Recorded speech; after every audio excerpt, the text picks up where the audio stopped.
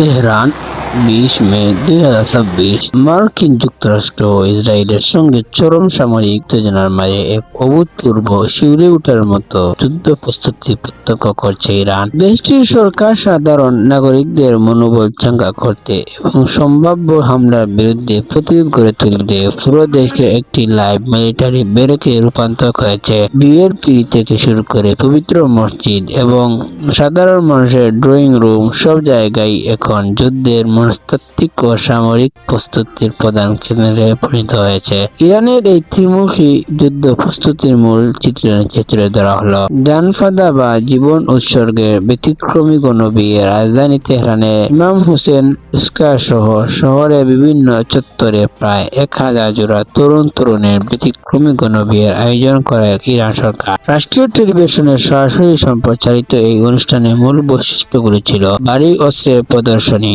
সাধারণ বিয়ের গায়ের বদলে বর কনেরা ভারী মেশিন গান ও বিমান বিধ্বংসী কামান বসানো সামরিক জিপ এবং পিক আপ ট্রাকে চড়ে অনুষ্ঠানস্থলে হাজির হন। জানফাদা বা আত্ম উৎসর্গ কর্মসূচির অধীনে এই নব দম্পতিরা প্রতিজ্ঞা করেছেন যে শত্রুর পক্ষে ইরানের কোনো পারমাণবিক বা বিদ্যুৎ কেন্দ্রে হামলা চালালে তারা সেখানে গিয়ে মানব ডাল হয়ে দাঁড়াবেন। রণসজ্জা, বিয়ের অনুষ্ঠানস্থলে ফুল ও বেলুনের পাশাপাশি ক্ষেপণাস্ত্র এবং ইরানের সর্বোচ্চ নেতা মুজতবা খামেনির বিশালাকার প্রতিকৃতি দিয়ে সাজানো ছিল।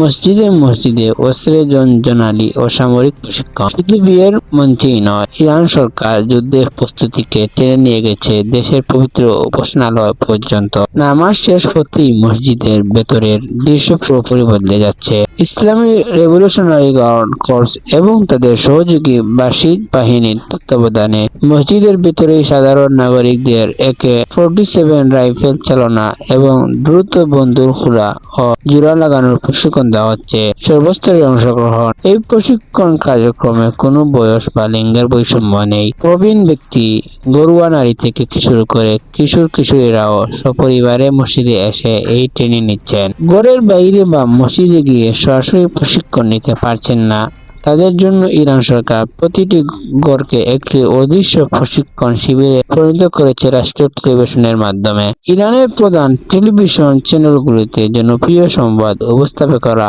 হাতে রাইফেল নিয়ে হাজির হচ্ছেন। এমনকি লাইভ শোতে স্টুডিওর ছাদের দিকে সরাসরি গুলি ছুড়ে অস্ত্রের কার্যকারিতা প্রদর্শন করা হচ্ছে। ড্রয়িং রুমের সামরিক শিক্ষা। প্রতিদিন টিভিতে স্বয়ংক্রিয় অস্ত্র কিভাবে দ্রুত খুলতে হয়, ম্যাগাজিন লোড করতে হয় এবং এর সেফটি লক কিভাবে কাজ করে তার বিস্তারিত অ্যানিমেশন ও নির্দেশিকা দেখানো হচ্ছে। বিশ্লেষকদের মতামত। আন্তর্জাতিক সামরিক বিশ্লেষকদের মতে মার্কিন কঠোর সামরিক হুমকি এবং ভঙ্গুর যুদ্ধবিরতি চুক্তির অচলাবস্থার মাঝে ইরান এই জাতীয়তাবাদী প্রদর্শনের আয়োজন করেছে।